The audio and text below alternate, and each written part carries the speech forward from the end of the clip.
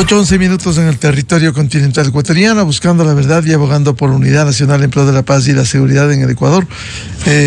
Queremos dar la bienvenida a nuestros siguientes invitados, la doctora Mariana Yepes, ex fiscal general del Estado, y el doctor Ramiro García Falconi, académico y penalista. Bienvenida y bienvenido. Les invitamos para analizar la situación en la justicia ecuatoriana con la casuística, casos como el Metástasis, que involucrara a 52 personas, de los cuales 30 han sido llamados a juicio, 12 ya admitieron su culpabilidad y por tanto se redujo las penas al condenarles por la colaboración eficaz. Otros han sido sobreseídos. Pero ¿qué refleja este caso Metástasis, muy emblemático, en donde se observa la vinculación de jueces corruptos que admiten haber servido al narcotráfico, a la narcopolítica, haber liberado, haber abusado de las acciones constitucionales? Doctora Mariana Yepes, muy buen día. Buenos días, licenciado, muchas gracias por la invitación. Buenos días, Ramiro, un gusto compartir con ustedes esta mañana y también un saludo cordial a quienes nos están escuchando.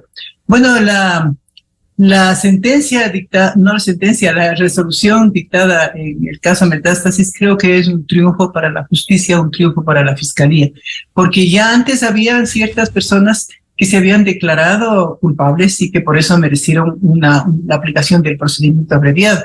Y me parece que también estas personas dieron elementos valiosísimos que contribuyeron a establecer la responsabilidad de los otros involucrados. ¿Qué demuestra esto? Que estamos caminando ¿hacia dónde? Hacia la siguiente etapa, y con eso se dictará sentencia. Una sentencia que obviamente depende de la fiscalía de acuerdo a los elementos que lleve y que nos convierta en prueba ese instante. Pero parecería que la suerte de los procesados está echada, ¿no? Porque hay varias circunstancias y varios elementos de convicción que han sido analizados debidamente por los jueces que han intervenido en este proceso. Pero y eso en cuanto a la parte jurisdiccional, digamos, no a la administración de justicia propiamente dicha. Pero, ¿qué es lo que nos evidencia? Que existe corrupción dentro de la justicia, o existió corrupción dentro de las más altas esferas de la administración de justicia, porque así están involucrados jueces de varios niveles en este delito sumamente grave que es de delincuencia organizada. ¿Y una delincuencia organizada con quién? Con personas que estaban involucradas en el narcotráfico. Todo eso debe hacernos meditar para no a la ciudadanía, quizá para poder exigir, pero a los altos estamentos del gobierno como la Asamblea, como el Ejecutivo y la propia Administración de Justicia para establecer un estado de evaluación. Yo creo que merecen una evaluación todos los jueces en todos los niveles, y también para que la Contraloría intervenga, porque ¿cómo controlar el contacto entre los jueces y el narcotráfico, por ejemplo? ¿Cómo controlar eso? ¿Cómo controlar las consecuencias de esos contactos? Solamente con un análisis patrimonial. Me parece que es la única forma, y desde luego antes de eso la designación de personas que sean honorables, con una ética comprobada, ética en todo sentido profesional, personal, familiar, social, sería, pero ya en funciones solamente con un estudio patrimonial. La UAPE ha fracasado, me parece, no ha actuado debidamente, y corresponde, por tanto, a la Contraloría hacer un examen de cada uno de los jueces, ¿no? Bienvenido, doctor Ramiro García Falconi, penalista académico. Su primer comentario respecto de este caso Metástasis, que involucrara a 52 personas, 30 han sido llamados a juicio y 12 que han admitido su culpabilidad en la contribución a la delincuencia organizada, a los narcotraficantes, a la narcopolítica. Buen día. Buen día, Miguel. Muchas gracias por la invitación. Un saludo para Mariana. Un gusto compartir con usted este foro. Un saludo para todos los oyentes y televidentes de Democracia TV, además que los ven bastante. Mire, yo creo que este caso Metástasis nos deja una serie de lecciones, ¿no? Problemas de corrupción en la justicia los hemos tenido desde el retorno a la democracia. Recordemos al presidente Roldós cuando inauguraba el Palacio de Justicia en Guayaquil y decía, bueno, que hoy inauguramos el Palacio de Justicia, a ver cuándo podemos inaugurar la justicia, decía él, en 1980. Yo creo que esa sigue siendo una tarea pendiente. Sin embargo, hoy por hoy los problemas tienen ribetes, digamos, diferentes. Los problemas de corrupción relacionados con la justicia siempre iban de la mano de sectores políticos, sectores financieros, sectores económicos, sectores empresariales. Lo que nos ha mostrado Metástasis y otros casos como Purga, Plaga, es que la relación ahora corrupta, esta relación incestuosa entre jueces corruptos y factores de corrupción, ya no se dan con estos sectores, sino con el narcotráfico directamente. Es decir, es ahora el narco el que está poniendo la plata para que los jueces dicten sus decisiones. Eso es lo que nos muestra Metástasis, y esto es lo que, claro, como sociedad nos llama a estar alertas de lo que se viene a nivel de administración de justicia. No digo que la corrupción relacionada a sectores económicos sea aceptable de ninguna manera, pero la corrupción relacionada con los sectores del narcotráfico y la criminalidad organizada, porque cuando hablamos de criminalidad organizada no solamente estamos hablando del narco, estamos hablando de trata de personas, estamos hablando de minería ilegal, estamos hablando de una serie de actividades delictivas que se desarrollan pero alrededor de los mismos círculos, de los mismos factores. Es decir, los mismos que están relacionados con el narcotráfico están relacionados con la contratación corrupta, por ejemplo, a nivel del sistema hospitalario de la Seguridad Social o del Ministerio de Salud Pública. Los mismos que están relacionados con estos sectores corruptos están relacionados con la minería ilegal. Y claro, todos estos son los que han estado generando un esquema de corrupción en el cual nuestros jueces pues se han convertido en peones de ese ajedrez narco, ¿no? Y esto pues sí nos tiene que llamar la atención, insisto, como sociedad, porque sin una justicia confiable, y peor todavía, con una justicia entregada al narcotráfico, pues simplemente no hay manera de mantener el Estado constitucional de derecho. Yo creo que esto también nos llama la atención respecto de otros ámbitos. Por ejemplo, ¿qué pasa con el control administrativo disciplinario de la Administración de Justicia?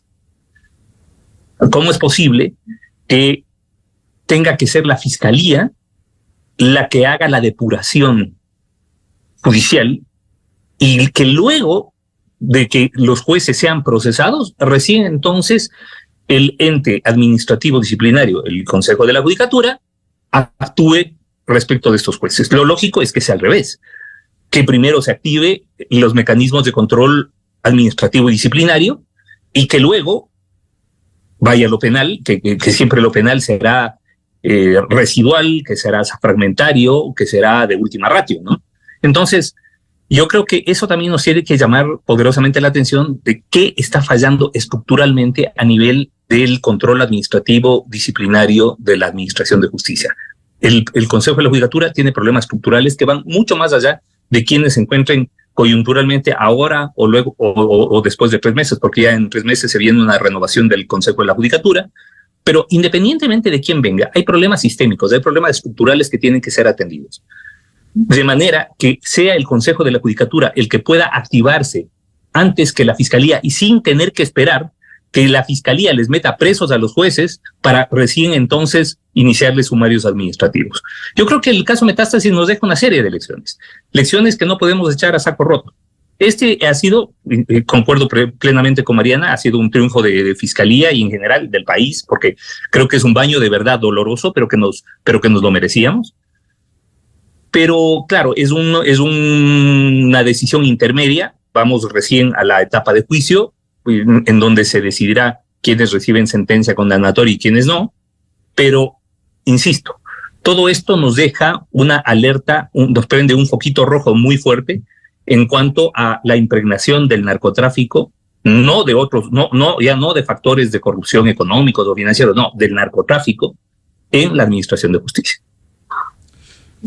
Doctora Mariana Yepes, luego de este llamado a juicio, como usted nos ha descrito igual el doctor Ramiro García, en el caso Metástasis, ahora viene el sorteo de un tribunal, viene esta instancia, y habría una tercera instancia de llegarse a casación en este caso. ¿Esto va a tomar su tiempo todavía?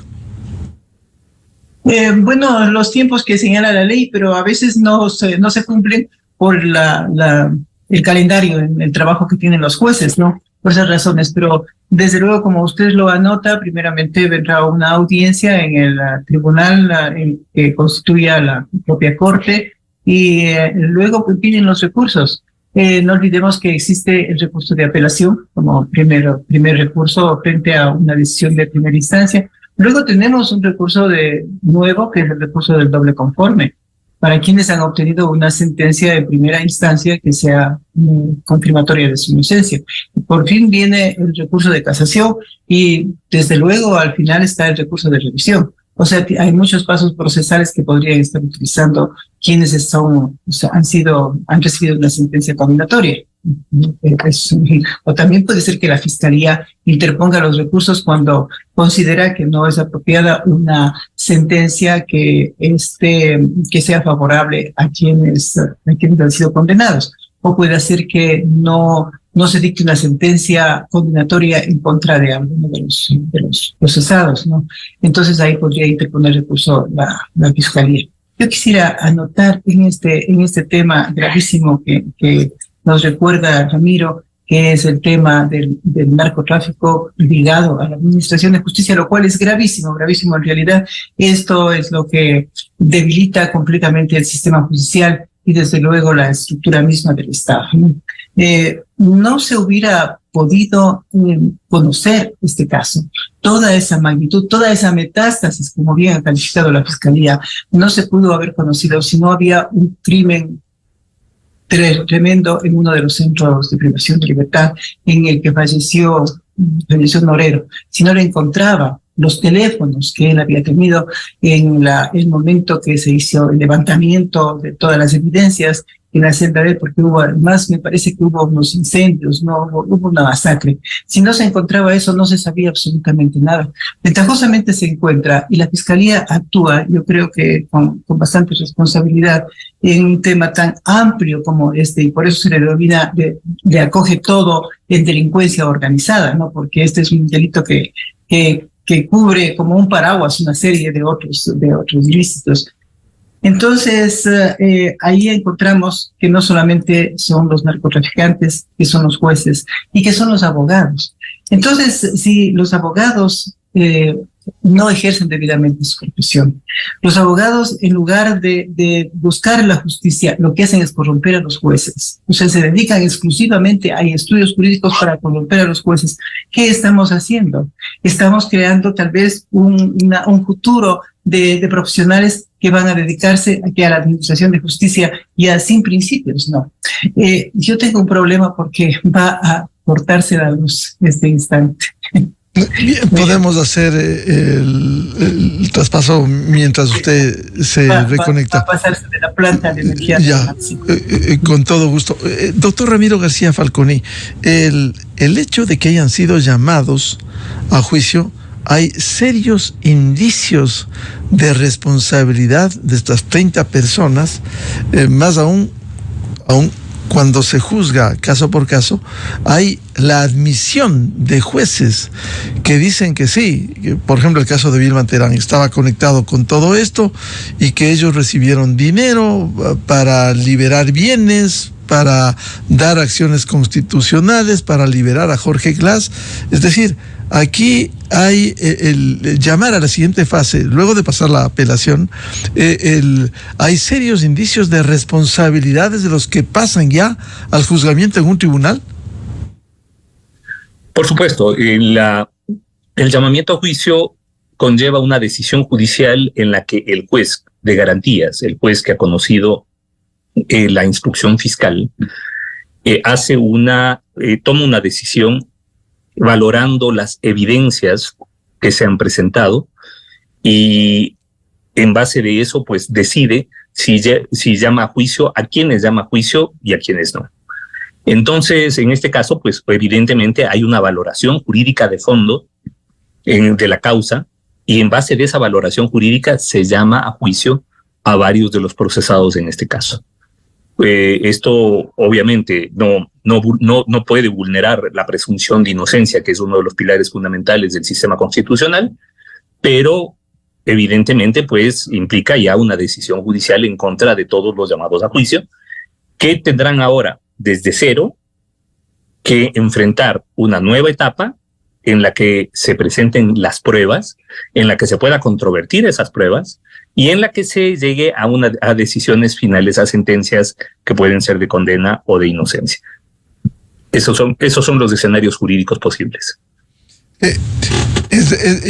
¿Qué tiempo tomará, doctor García, dentro de los plazos establecidos? Que a veces se dilatan. Mire, a ver, sí, a veces puede dilatarse un poco, pero teniendo en cuenta, a ver, entiendo yo que no sé si Fiscalía presentará apelación respecto del sobreseimiento de algunos de los procesados. Sí. Y si es que se presenta esa apelación, pues entonces habrá que esperar que se resuelva esa apelación para recién entonces pasar a la etapa de juicio. Habrá que esperar además, bueno, ya en la etapa de juicio se tendrá que sortear un tribunal que deberá conocer este tema. Recordemos que esto se sustancia ante la Corte Nacional de Justicia porque varios de los procesados tienen fuero y el fuero arrastra a todos. Una vez que se sortea a este tribunal, se abocará conocimiento, se notificará a las partes e iniciará la etapa de juicio. Y ahí, pues claro, la parte fundamental de la etapa de juicio es la audiencia, ¿no? La audiencia de juzgamiento. La audiencia de juzgamiento que, teniendo en cuenta que son 30 procesados y que hay una profusa cantidad, ha habido una profusión de pruebas, de evidencia, perdón, que luego en el juicio se presentarán como pruebas, pues yo calculo que no menos de 3 meses, de 2 a 3 meses, para que se pueda sustanciar este juicio. Yo creo que va por ahí la cosa. Así que, teniendo en cuenta que estamos a mediados de octubre, deberíamos esperar que entre enero y febrero se sustancie este juicio y se pueda llegar a una sentencia. Ahora, este ha sido, doctora Mariana Yepes, un caso emblemático con el calificativo preciso que se ha puesto, metástasis, pero también hay otros casos que se han revelado, casi otros delitos, pero casi que refleja la situación de la justicia: purga, plaga, pantalla, obstrucción de la justicia, independencia judicial. ¿Qué le ha pasado a la justicia ecuatoriana con todo esto? Yo creo que ha habido un descontrol, me parece a mí. Comenzando por un tema que mencionó Ramiro, que es el del Consejo de la Judicatura, que tiene problemas estructurales. No olvidemos que el Consejo de la Judicatura nace como una necesidad de que la justicia los administradores de justicia se dediquen exclusivamente a administrar justicia. Porque antes, ¿qué sucedía? Que la Corte Suprema en aquella época, denominada así, controlaba al personal de todo el país. Y ese control estaba dividido entre las cortes superiores, ahora provinciales. Entonces, desde luego que limitaba el trabajo de la administración de justicia propiamente dicha. Y además era el Consejo de la Judicatura un modelo que venía implementándose en todos los países. En Sudamérica ya muchos países tenían un Consejo de la Magistratura, tenían Consejo de la Judicatura, en Centroamérica igual. Entonces, esos países dieron el asesoramiento correspondiente para que exista este órgano administrativo dentro de la Administración de Justicia. Se tomó con mucho entusiasmo, digo yo, porque se trabajó algún tiempo y se trabajó con una entidad pro justicia que traía el ejemplo para poder asumir esta institución. La idea inicial, la estructura inicial me parece que era la correcta. Esto se hizo en el año 2000, a fines del año 1999, y se designó al primer Consejo de la Judicatura, designó la Corte Suprema, y tenía una composición que creo que era la correcta. Era conformada por representantes de la ciudadanía, representantes de los colegios de abogados, de la Federación, de los propios funcionarios judiciales de las Cortes Superiores distritales, y también la Corte Suprema tenía la capacidad de nombrar a 2 miembros del Consejo de la Judicatura. Y creo que esa estructura me parece que fue una estructura correcta.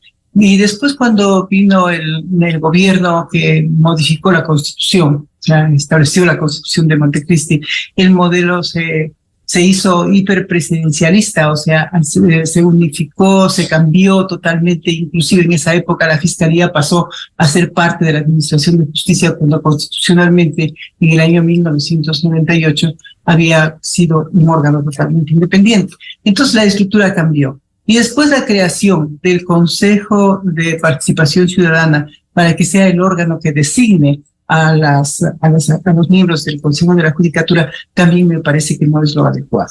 Entonces, habría que buscar el modelo, ¿no? Habría que aprovechar algún momento para que se repiense un nuevo modelo del Consejo de la Judicatura, porque yo creo que sí es necesario el Consejo, precisamente para que cumpla las funciones administrativas, las funciones de control y las funciones también financieras que debe atender para la Administración de Justicia, y además que no sea un modelo tan grande. Es muy ambicioso que todos los órganos relacionados con la Administración de Justicia estén dentro del Consejo de la Judicatura, como es la Fiscalía, que ha crecido muchísimo y no puede estar controlada dentro del Consejo de la Judicatura.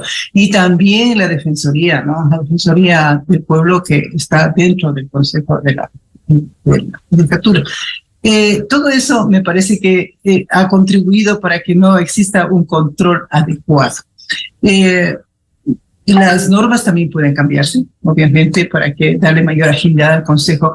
No olvidemos que dos facultades fundamentales que tiene el Consejo en control disciplinario a los jueces y funcionarios judiciales fueron eliminadas, o sea, modificadas por parte de la Corte Constitucional. Desde luego que se había abusado.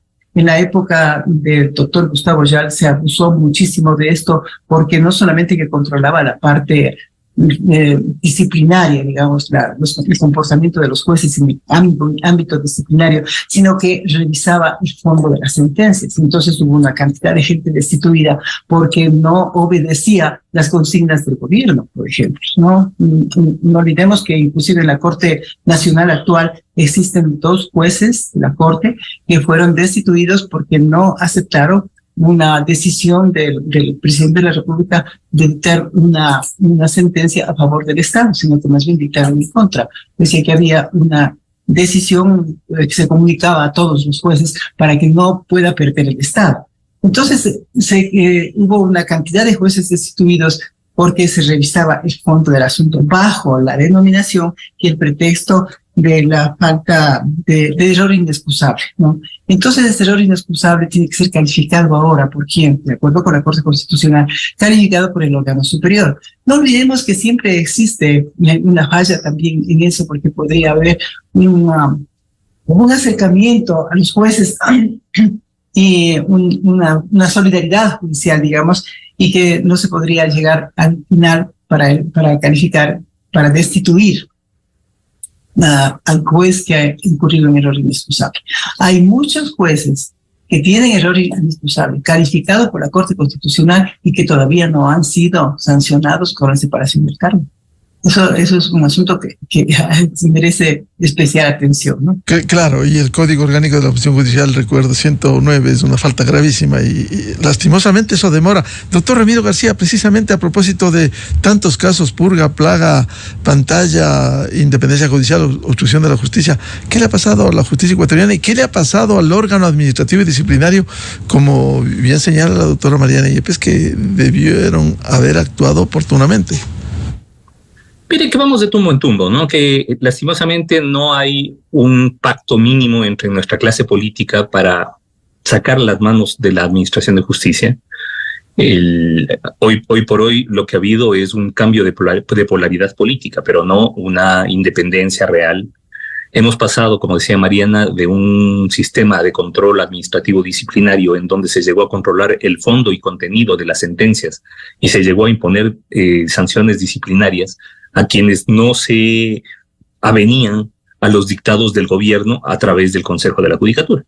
Y de eso, pues hemos pasado por otras etapas que han sido igual o todavía más caóticas, como la de la presidencia de Wilman Terán, que ahora está preso, creo que no, en La Roca o en la cárcel 4, en alguna de estas cárceles, en el que simple y llanamente se pretendió entregar la administración de justicia y específicamente la Corte Nacional de Justicia al narcotráfico. Es decir, vemos una escalada, si es que podemos llamarle escalada, o un descenso más bien pronunciado en cuanto al nivel de control administrativo y disciplinario. Insisto, yo creo que los problemas son estructurales, los problemas son sistémicos, hay un muy mal modelo de gestión administrativo disciplinario en el Consejo de la Judicatura. No ha habido una evaluación de jueces desde hace por lo menos 7 u 8 años. Hoy por hoy, el sistema de selección de jueces sigue siendo igual de deficitario que hace 15. Es un sistema tan deficiente que garantiza, con honrosas excepciones, por supuesto que las hay, que en general sean los peores los que lleguen a la administración de justicia y no los mejores. Es decir, no es el que tiene vocación por el servicio público o por el servicio judicial, el que tiene vocación por la justicia, el que llega, sino el que ha leído mal en el ejercicio profesional y que ve a la judicatura, en la judicatura un mecanismo de subsistencia. Eso tiene que cambiar mientras tengamos estos concursos express. Pero mire, un concurso para Corte Nacional de Justicia no pueden hacer bien. O sea, un concurso para elegir 13 jueces, 13. No estamos hablando de 3.000 jueces a nivel, 2.000 jueces a nivel nacional, 13 jueces. Y tenemos problemas. Mire lo que pasa con la designación del nuevo fiscal general. Un reglamento en condiciones no pueden hacer. Un reglamento decente no pueden hacer. El reglamento que acaban de aprobar garantiza que sean los peores los que tengan la puntuación más alta y que los mejores no puedan llegar a esa puntuación. Entonces, ¿qué es lo que queremos? Yo creo que en esto debería, paradójicamente, resultaba más transparente cuando esto se lo hacía a través de una negociación política parlamentaria, que ahora que se lo hace a través de un supuesto concurso tramposo, en el que ya de antemano, pues quienes controlan la mayoría del Consejo de Participación Ciudadana tienen el nombre del supuesto ganador o de entre quienes les gustaría escoger al nuevo fiscal general. En el caso del Consejo de la Judicatura, no han podido generar temas tan administrativos como pruebas de confianza. Y contratan a una empresa que no tiene ningún valor y se ven abocados ellos mismos a declarar nulo parte del concurso que ellos llevaron, retrotraer el concurso hasta esos momentos y retomar en adelante, con la pérdida de tiempo, de recursos, de todo, de presupuesto, de todo. Entonces, claro, no podemos nos da la sensación como ciudadanía en que no podemos hacer nada bien. Que una cosa tan sencilla como escoger 13 jueces de varias materias, porque además no es que son 13 de una sola materia, no, son de 5 materias. En otras palabras, hay que escoger 2 o 3 de cada materia. Y 3 jueces por materia no podemos escoger adecuadamente. Se sigue, ¿y sabe cuál es el problema? Uno de los grandes problemas, y es que gran parte de lo operativo, gran parte de la gestión de estos concursos, se las deja en manos de los segundos y terceros niveles, que son los que vienen trabajando con las estructuras corruptas anteriores. Y claro, las cosas evidentemente salen mal porque siguen haciendo las cosas de la misma forma que las hacían antes. Mire lo que pasó, por ejemplo, a nivel de selección de Corte Constitucional. Yo fui parte de la comisión de selección de la Corte Constitucional hace algunos años. Fue un proceso sencillo, muy transparente, porque además la transparencia es algo que tiene que marcar estos concursos. Si en algo nosotros nos preocupamos es que cada una de las fases, cada una de las decisiones sea públicamente analizada y debatida. Producto de eso, tenemos la mejor Corte Constitucional de la historia, porque es la mejor Corte Constitucional que hemos tenido desde que se crea este órgano en nuestro marco constitucional. Lo mismo tienen que hacer acá. Escoger 13 jueces, nada más, no es nada tan complicado. Pero lo complejizaron tanto que el comité de expertos que estábamos participando, y digo estábamos porque yo ya renuncié a ese comité, nos pidieron que presentemos cada uno como 160 preguntas, una estupidez. Cuando lo lógico sería que se siente al postulante o a los postulantes que estén participando y que se les pueda hacer 2 o 3 preguntas abiertamente, de manera pública, frente a todo el país, y que se evalúe cuál es su solvencia, su capacidad en la materia específica para la cual está postulando. Nada más que eso. Es decir, lo complejizan de tal forma y y lo complejizan para hacer trampa. Es que ese es el problema. O sea, lo tramposo es complejo, lo tramposo es opaco, lo tramposo es oscuro, lo tramposo es secreto. Entonces lo complejizan de tal manera que a la final terminan presa de sus propias complejidades y contradicciones y tienen que estar anulando, retrotrayendo partes del concurso, retomando y demorándose. Yo dudo mucho, y es más, casi apostaría, que este Consejo de la Judicatura, que tiene que salir en enero, no va a alcanzar a renovar Corte Nacional de Justicia, por ejemplo. Con lo cual pierde la justicia y, por supuesto, pierde el país. Bien, muchas gracias por este análisis a la doctora Mariana Yepes, ex fiscal general, y al doctor Ramiro García, académico y penalista, sobre el caso Metástasis y la situación de la justicia ecuatoriana y del Consejo de la Judicatura. Muchas gracias, doctora y Ramiro. Muchas gracias, Miguel. Saludos, Mariana. Un saludo para todos los oyentes. Muchas gracias. 8:42 en el territorio continental ecuatoriano. Vamos a una pausa y volvemos. Tenemos previsto un diálogo con el académico e internacionalista doctor Carlos Estarellas a propósito de la decisión del Departamento de Estado de Estados Unidos de declarar no elegible para ingresar a Estados Unidos a los expresidentes de la República sentenciados en el caso Sobornos debido a su implicación con actos significativos de corrupción durante su ejercicio como funcionarios públicos durante 10 años. Desde 1984 con Gonzalo Rosero, la revista de opinión Democracia. Siempre líderes, siempre confiables. Enseguida regresa Miguel Rivadeneira.